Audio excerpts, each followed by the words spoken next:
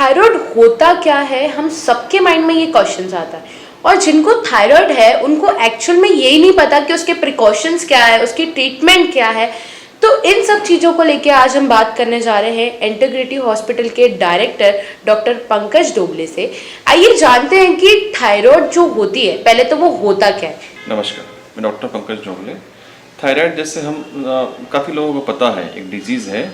हमारे गर्दन में आगे की तरफ एक ग्लैंड होती है जिसे हम धमनी कहते हैं, ग्लैंड, थायराइड ग्लैंड, जो कि ये थायराइड हार्मोन सिक्रीट करती है।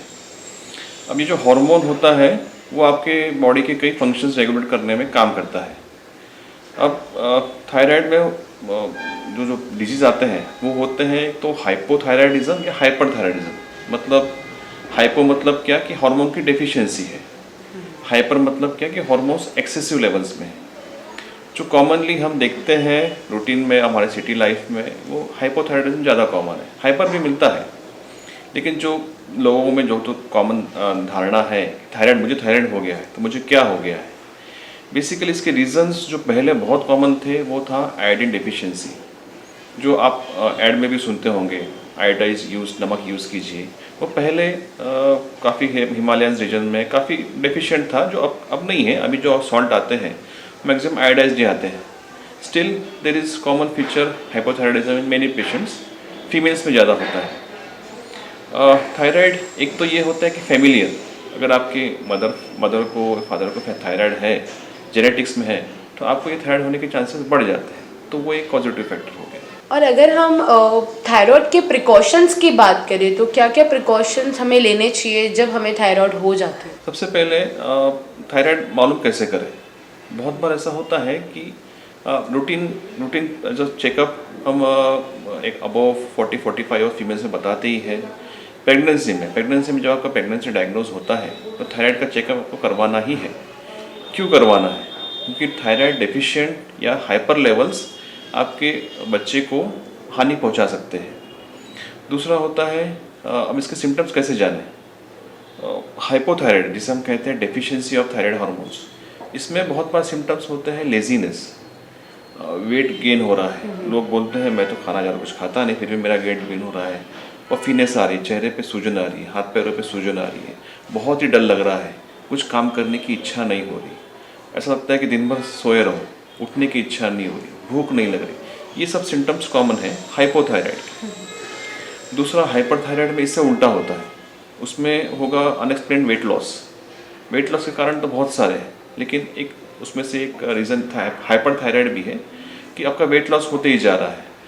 आपका हाथों में ट्रेमर्स आ रहे हैं, आपको थोड़ा सा हाइपर एक्टिव लग रहा है, जो डलनेस में होता है इसमें आपको लगेगा हाइपर एक्टिव हो रहा है। आपके गले का जो एंटीरियर पार्ट होता है थायराइड का, वो स्वेलिंग हो जाए। आप बहुत लोगों में देखोगे यहाँ स्वेल होता है। तो वो सिम्टम्स के साथ ये सब चीज़ें को देखना है ताकि आपको पता चले कि आपको बीमारी है कि नहीं है। हमें जैसे पता लग जाता है तो उसके बाद की ट्रीटमेंट्स क्या है। ट्रीटमेंट वाइज सबसे पहले आपको इवेलुएट करना पड़ेगा कि आपको कौन सा थायराइड है, हाइपर या हाइपो। इसमें आपकी हिस्ट्री बहुत ज़रूरी होती है, फैमिलियल हिस्ट्री। उसके बाद सबसे जो कॉमन टेस्ट है थायराइड फंक्शन टेस्ट, वो किसी भी लैब में आप अच्छे स्टैंडर्ड लैब में कराओगे तो हो जाएगा। सबसे पहले आपको टेस्ट करवाना है और आपके कंसल्टेंट डॉक्टर को दिखाना है। इससे आपको पता चलेगा कि आपके लेवल्स ज़्यादा है, कम है। अकॉर्डिंगली थायराइड का असर बॉडी के काफ़ी टेस्ट पे होता है, हमारे हीमोग्लोबिन लेवल्स पे होता है, हमारे किडनी लेवल्स पे होता है। आपको वो भी जांच करवानी चाहिए। दूसरा होता है हमारे गले की सोनोग्राफी, जैसे हम पेट की सोनोग्राफी करवाते हैं वैसे गले की भी सोनोग्राफी आती है, उससे आप कीजिए ताकि आपको ये पता चलेगा कि आपकी ग्लैंड कितनी हाइपरट्रॉफिड हो चुकी है या फिर उसमें क्या क्या सूजन आ चुकी है। ये सब बेसिक टेस्ट से आप पता कर सकते हो कि आपको किस प्रकार का थायराइड है, हाइपो है या हाइपरथायराइड है। और अगर हम इसमें रिस्क की बात करें तो थायराइड से कोई स्पेसिफिकली रिस्क है क्या हमारी बॉडी को। डेफिनेटली है। जैसे मैं कहता हूँ कि हाइपोथायराइड जान लिया जाए। हाइपोथायराइड एक्सट्रीम स्टेज में एक कोमा जैसी सिचुएशन ला देता है। अगर वो बहुत ही अनकंट्रोल्ड है, पेशेंट ने किसी ने प्रॉपर इवैल्यूएशन नहीं किया और प्रॉपर चेकअप नहीं करवाया, कंसल्ट नहीं कराया, तो एक्सट्रीम स्टेज में ये स्टेज एक कोमा तक जाती है। तो उसमें होता क्या है कि आपकी बॉडी तो लेज़ी हो जाती है, लेजी मैं कहूँगा जैसे हाइपो एक्टिव, तो उसमें आपके फंक्शंस कार्डियक फंक्शंस भी हाइपो एक्टिव होते हैं। एक सॉर्ट ऑफ एक डिजीज़ है पेरिकार्डियल इफ्यूजन, जिसमें आपके हार्ट की जो ऊपर की परत होती है उसमें पानी जमा हो जाता है।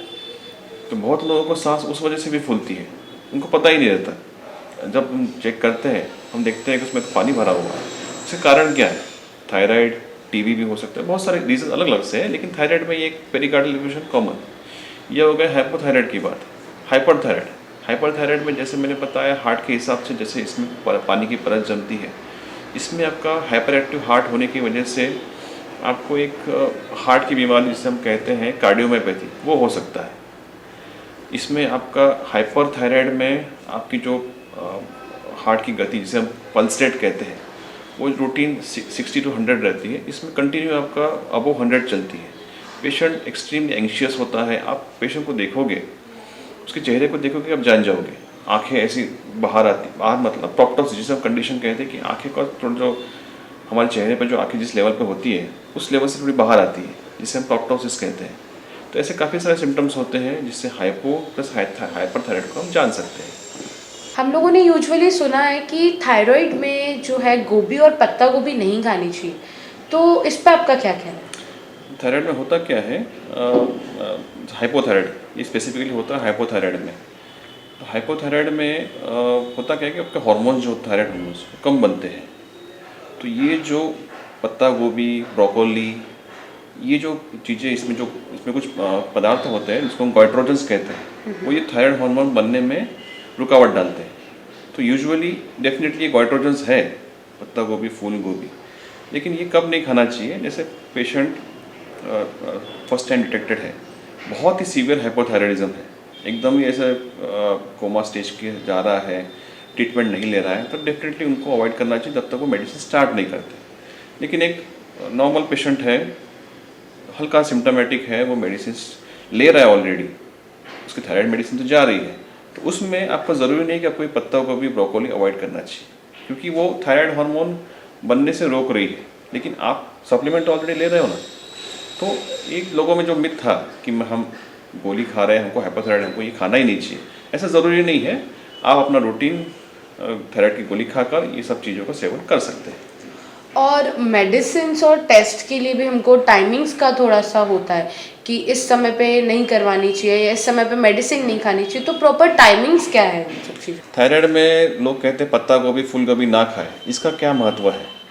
सीवियर हाइपोथायराइडिज्म में जब आपकी टैबलेट्स ट्रीटमेंट नहीं चल रही है तो आपने ये चीज़ें अवॉइड करनी चाहिए। लेकिन नॉर्मल पार्ट ऑफ पीपल में जिसमें ट्रीटमेंट चल रहा है उसमें पत्ता गोभी, फूल गोभी खाने से कोई फ़र्क नहीं पड़ता। ये ऑलरेडी मिथ है। थायराइड की जब जो टेस्ट करवाते हैं, थायराइड फंक्शन टेस्ट, बहुत लोगों का कहना है कि इसे खाली पेट करवाना चाहिए। ऐसा ज़रूरी नहीं है। आप थायराइड की टेस्ट खाली पेट खाना खाने के बाद दिन के किसी भी टाइम पे करवा सकते हैं। एक्सट्रीमली खाली पेट होना या सुबह एक ही टाइम में ही करवाना, ये बात ज़रूरी नहीं है। आप ये टेस्ट दिन भर कभी भी करवा सकते हैं। हाइपोथायराइड में जो हम टैबलेट यूज़ करते हैं थायरॉक्स, वो काफ़ी लोगों को पता होगी। उसको लेने का सही समय है सुबह, जैसे आप उठोगे तो पहले आपको वो दवाई लेनी है, उसके बाद आपको आधे घंटे में पानी पीना है, उसके बाद ही आपको कुछ आधे पौन घंटे बाद कुछ चाय या खाना खाना है। हाइपोथायराइड में हम टैबलेट यूज़ करते हैं थायरॉक्स। उसको लेना कैसे है? इसको लेने का सही तरीका है कि जैसे आप सुबह उठते हो गोली ले लीजिए। ब्रश करने से पहले आप पहले गोली ले लीजिए पानी के साथ, और उसके आधे पौन घंटे बाद ही अपनी चाय या बाकी का नाश्ता कीजिए। ये एक सही समय है थायराइड की गोली लेने का। आज हम लोगों ने इंटीग्रेटिव हॉस्पिटल के डायरेक्टर जो है डॉक्टर पंकज डुबले से, इन लोगों से हम लोगों ने जाना कि जो थायराइड है वो पहले तो दो प्रकार की होती है, एक हाइपर और एक हाइड्रा। तो इनमें काफ़ी सारी ट्रीटमेंट्स भी यहाँ पे अवेलेबल है। अगर हम लोगों ने एकदम छोटी फर्स्ट स्टेज में हम लोगों ने इसकी ट्रीटमेंट कराई तो हमको इसका रिस्क नहीं है। बट अगर ये स्टेजेस बढ़ती जाती है और हम लोगों ने उसके बाद ट्रीटमेंट के लिए सोचा तो वो हमारी बॉडी के लिए बहुत ही रिस्की है। ऐसी बने रही है महाराष्ट्र TV 24 के साथ। कैमरामैन प्रवीण के साथ मैं खुशबू परियानी।